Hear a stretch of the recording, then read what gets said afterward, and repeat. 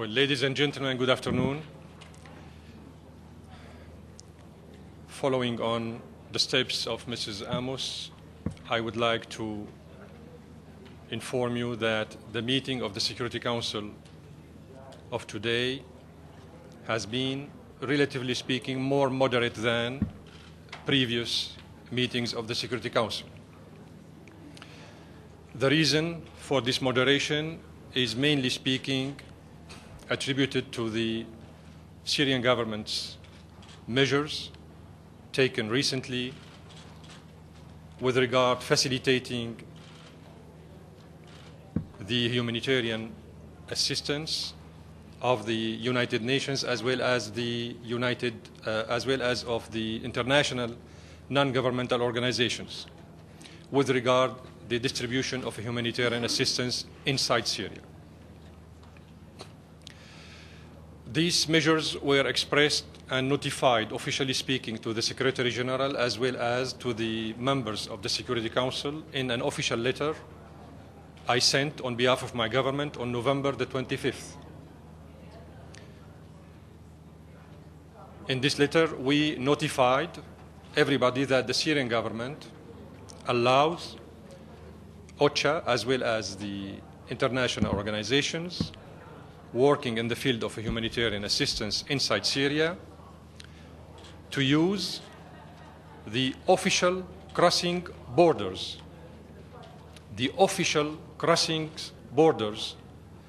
of Syria with the neighboring countries,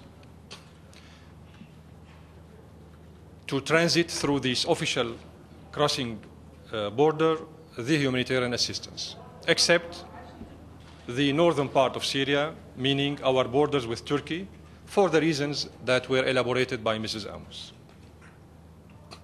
I guess you are all aware of the content of our letter.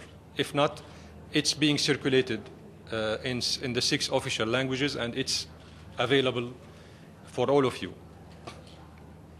However, briefly speaking, the Syrian government decided to allow the crossing of humanitarian assistance through our border with Iraq in an area called Ya'rubiya, which means that right now OCHA and international organizations in close cooperation with the Syrian government could transit the humanitarian assistance through Lebanon, Jordan, and Iraq.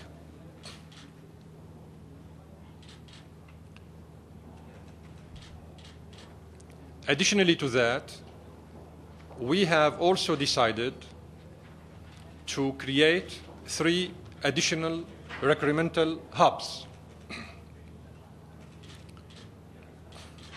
in Sweda for the southern region of Syria, the border of Syria with Jordan, in Qamishli, in the northern part, eastern northern part,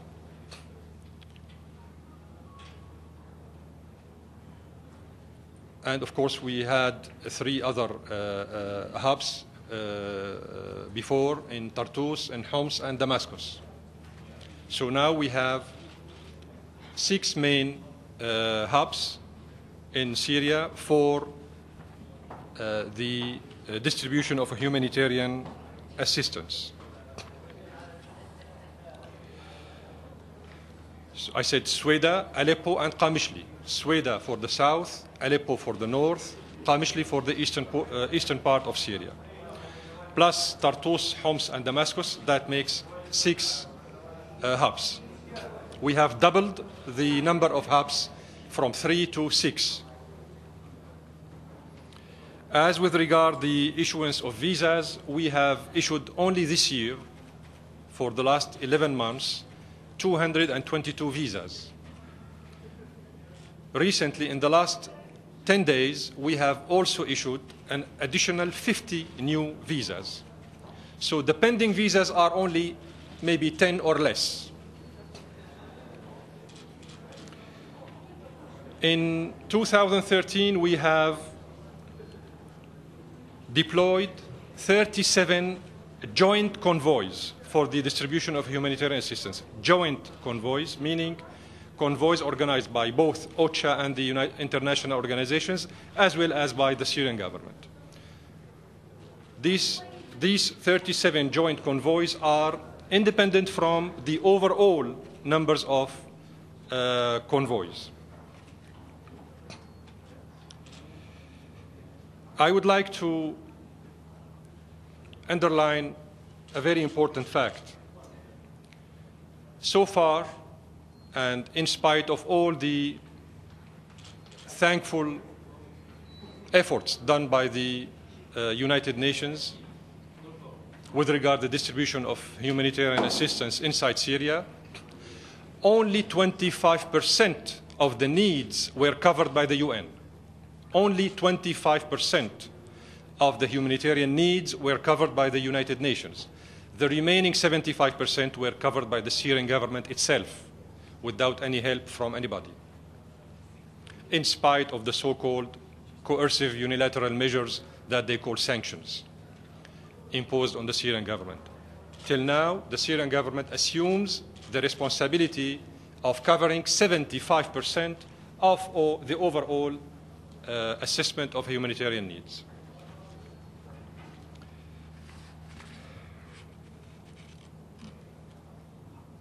These are maybe the main points. Of course, we will have to also underline a very important element, which is that the problem in Syria is not exclusively a humanitarian crisis.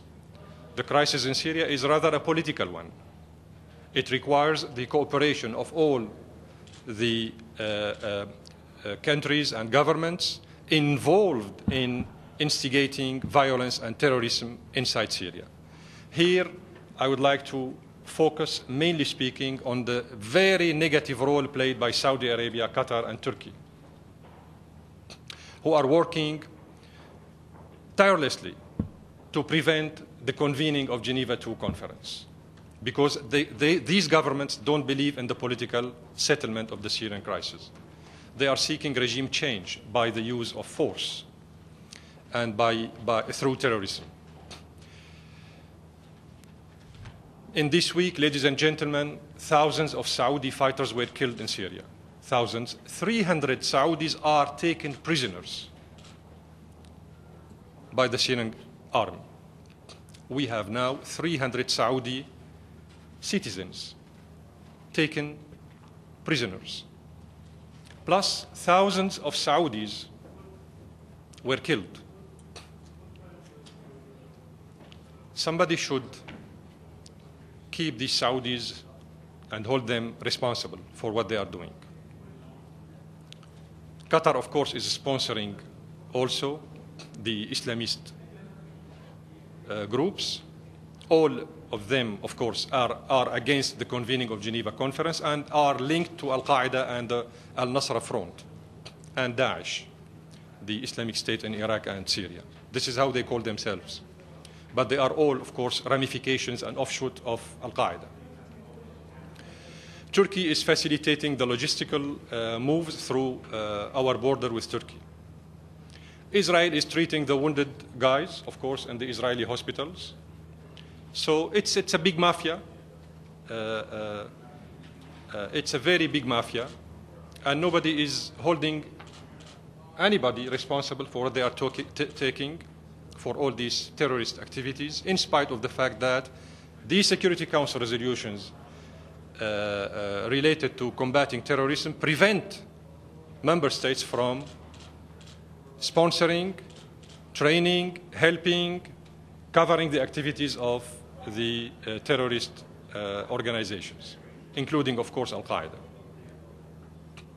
So here we have a rather a very serious dimension of the Syrian crisis, which is the political side of this Saudi, Qatari, Turkish intervention in our domestic affairs, and the assistance given to these terrorist organizations in the field of terrorist operations inside Syria.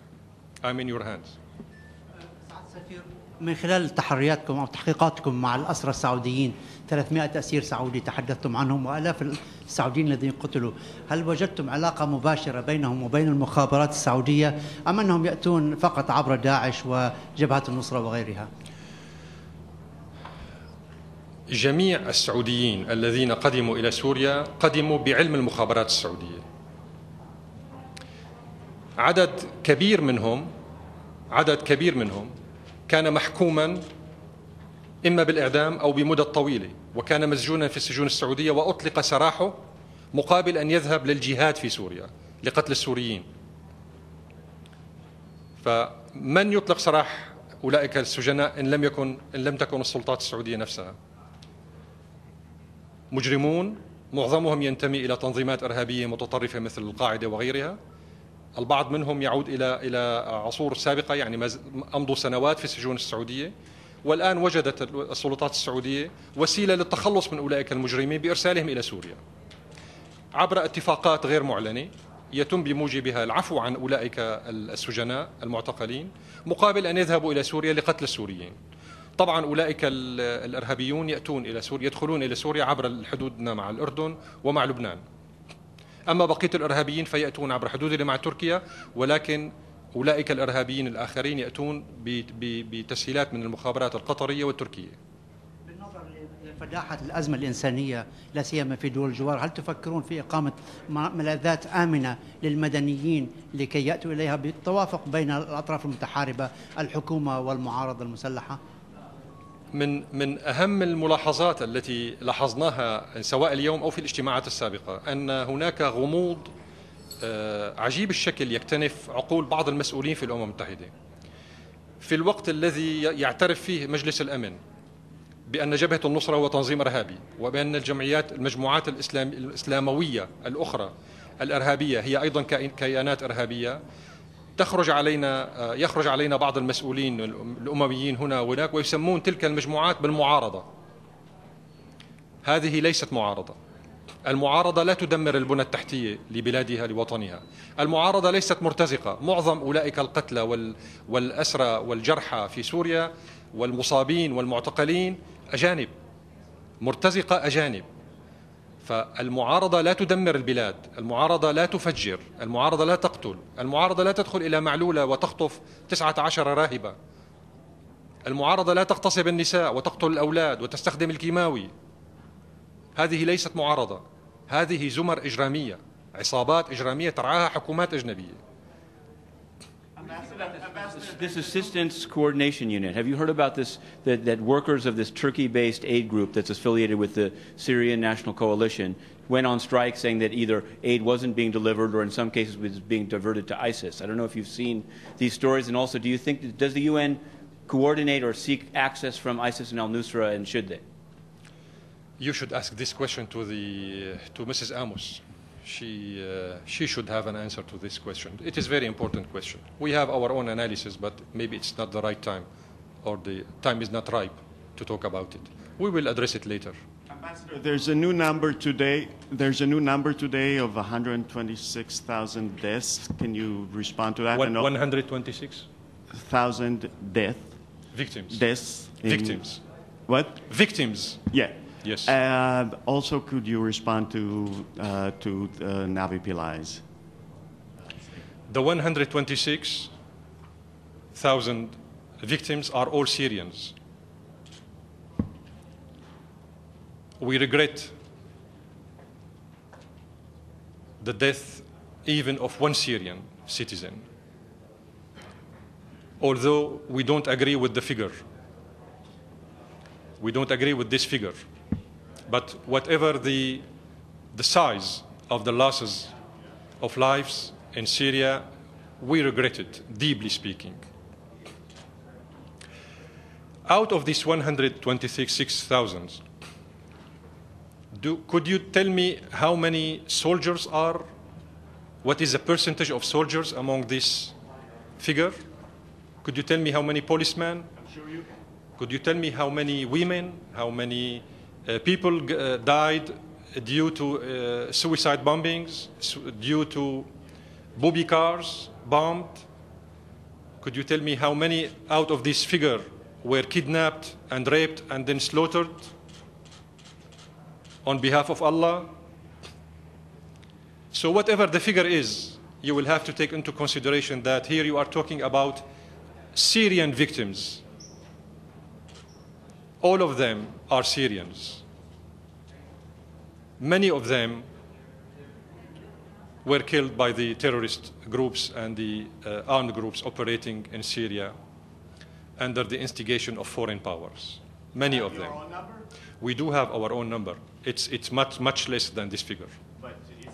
Much less. And also Nabi Pillai, could you respond to what you said today? What did she say? Yesterday, sorry. She said that the head of government in Syria is responsible for war crimes and crimes against humanity.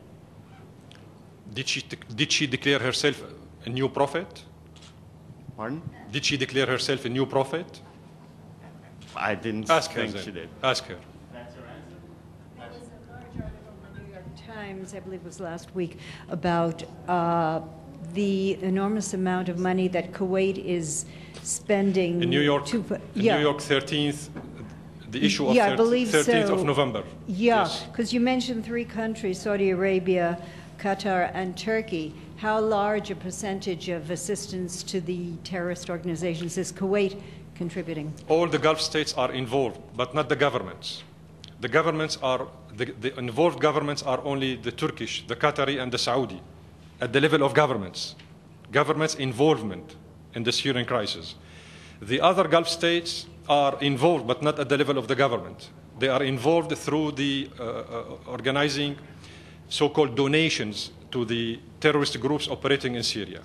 And this is why I mentioned in my speech before the General Assembly on November the 13th, when I made a statement on the report of the Council on Human Rights, I mentioned the article published by the New York Times in which the journalist interviewed only one Iraqi citizen whose name is Al-Mutayri. One Kuwaiti citizen sent $400 million cash and weapons to the terrorist groups in Syria. But the Kuwaiti government denied any responsibility or any involvement in this regard. As a government.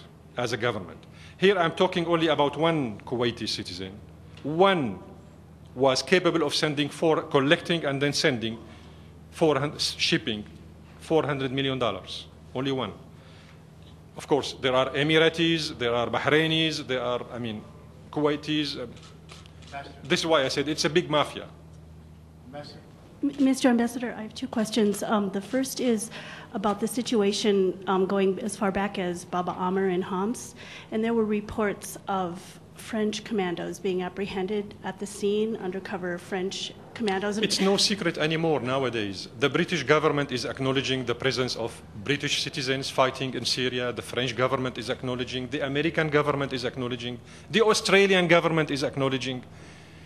You know what? It seems that all these governments, so-called democratic governments, would like to get rid of these terrorists from their countries by sending them to Syria to kill the Syrians and be killed by the Syrians so that they will not get back. These Western governments promoted terrorism inside their own countries.